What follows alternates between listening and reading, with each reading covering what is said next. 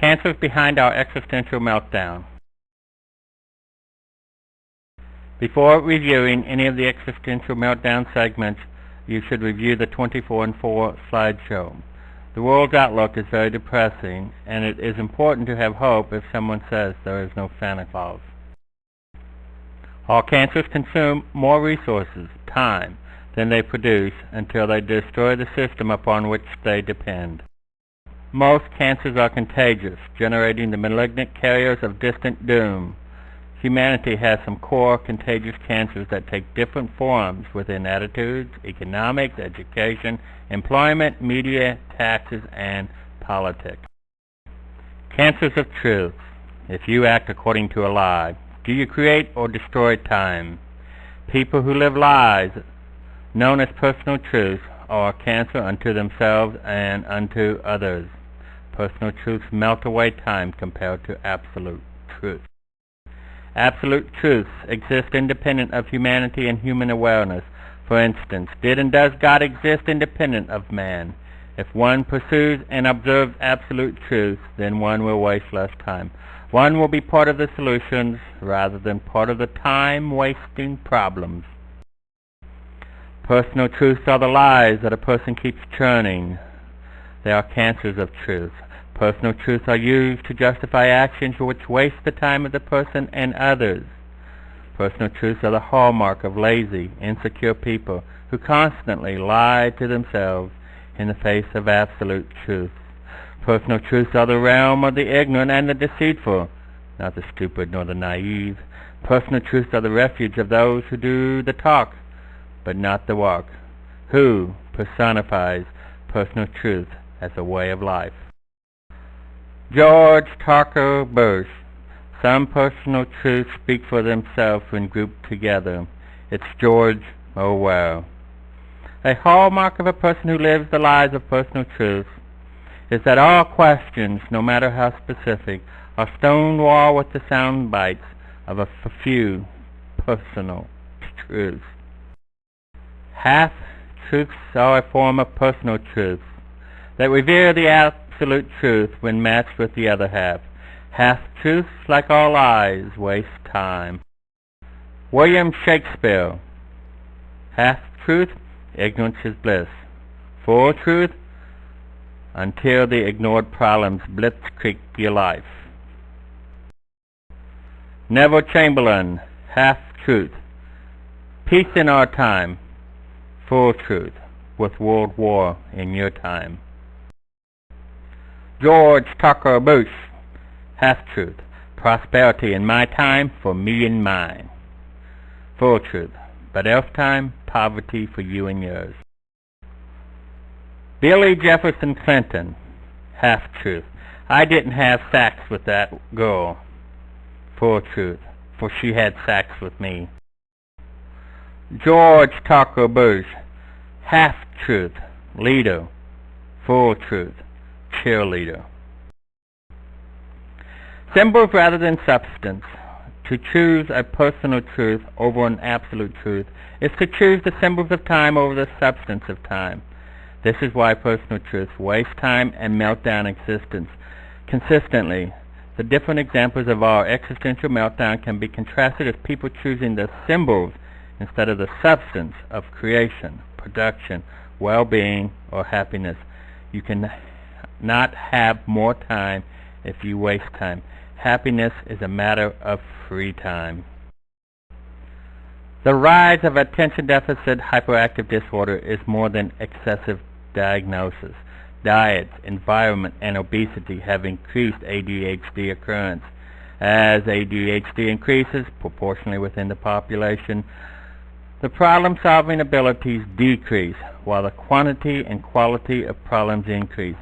An existential meltdown balance sheet, drowning in a rising flood of red ink.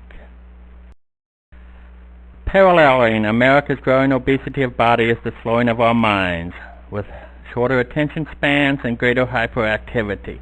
To solve problems requires persistent attention and calm action to learn and observe absolute truth. A broad indication of America's declining problem solvers is the growing popularity of frenetic professional sports. A short attention span can be seen in the people with a sports attention span. Which of the following sports has seen a decline of attendance, and to which would you want to take a group of ADHD kids? Baseball, football, basketball, and NASCAR. Which do you like? Expensive ADHD testing can be reduced to one question. Do you think baseball is too slow to clock? The overwhelming personal response to this logic is an absolute reason why the existential meltdown cannot be reversed. Respect, profit, pride, concomitant with the rise in people pursuing symbols over substance, is the misapplication of these three words.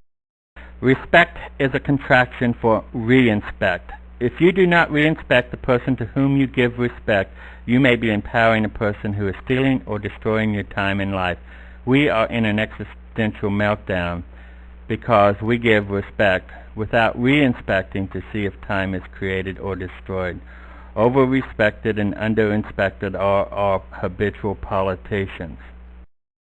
Profit is wrongfully used to describe any gain in symbols of wealth. In truth, that is, an absolute truth, one can only truthfully use profit when one fulfills the literal Latin origin of the word profit, pro esse, that is, forward time or forward existence. A thief does not have a profit. A stock manipulator is a greedy taker, not a profit taker. Pride and proud are emotional cousins of profit, for they, too, come from the Latin of pro esse.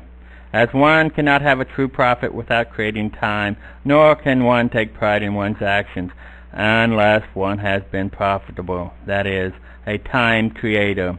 We are in an existential meltdown because we do not embrace the absolute truth of time creation, because we do not re-inspect others before giving respect, because we confuse money, symbols, with profits, substance of time creation.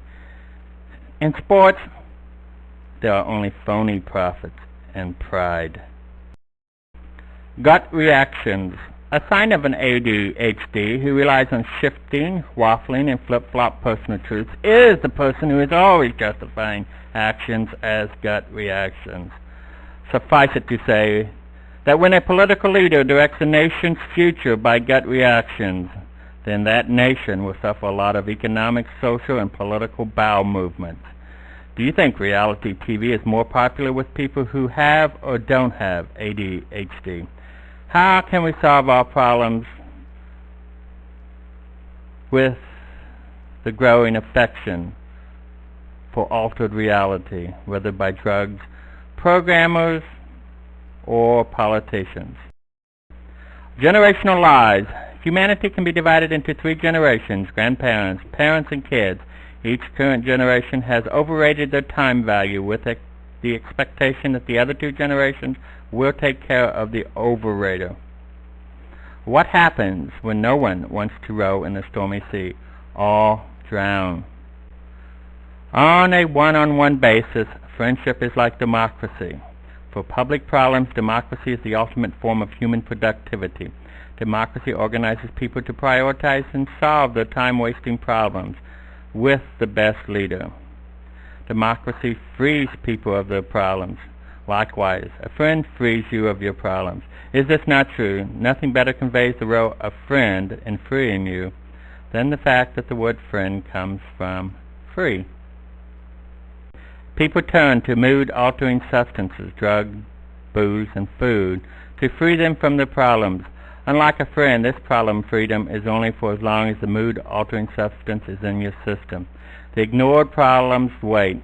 Ignorance is bliss only until the ignored problems destroy your life. Rather than admit loneliness and seeking friendship, people seek drugs that dull awareness of problems. The most primitive drug for dulling mental pain is simple food, of which America has too much fattening the midriff and faltering the mind. The solution to obesity is not declaring that 65% of Americans have a disease, with the exception that the 35% who watch their diet should pay for the treatment of this newly coined disease. The math is absolutely not there for this personal solution. The quality and quantity of personal friendship has been declining in all human relations, home, work, and public. People don't measure their lives in the friends they make, but in the junk that ends up in attics, basements, garages, and dumps. Fewer and fewer friendships mean more time-wasting problems and an eventual existential meltdown. Love is the highest form of friendship. The quality of love is based on the quantity of time given to the beloved. Think about the relationship of time wasted by problems and time given by friends. A true friend indeed, not in cheap words, frees you from problems, which is probably why the word friend comes from free.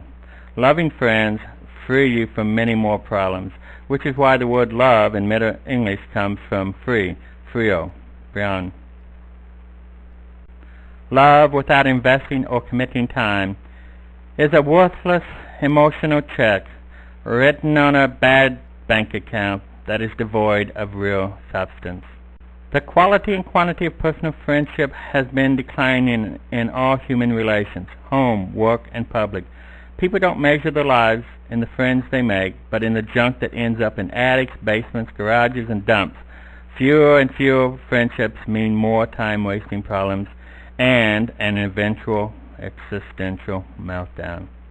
What do you think of someone who tells you that you are their best friend, only to find this person has written the same emotional check for everyone?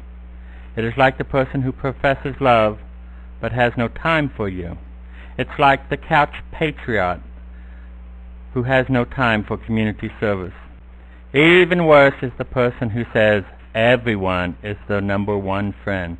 To wit, Bush said Turkey has no better friend than America. A month earlier, he told Poland's leader, I've got no better friend in Europe. Ariel Sharon has got no better friend than the United States, which in turn has no better friend in the world than Great Britain. Even the Philippines has earned a no better friend status. As noted earlier, people with personal truths use them as sound bites to answer all questions. If he was a physician, Bush's single solution to all illnesses would be, live with it.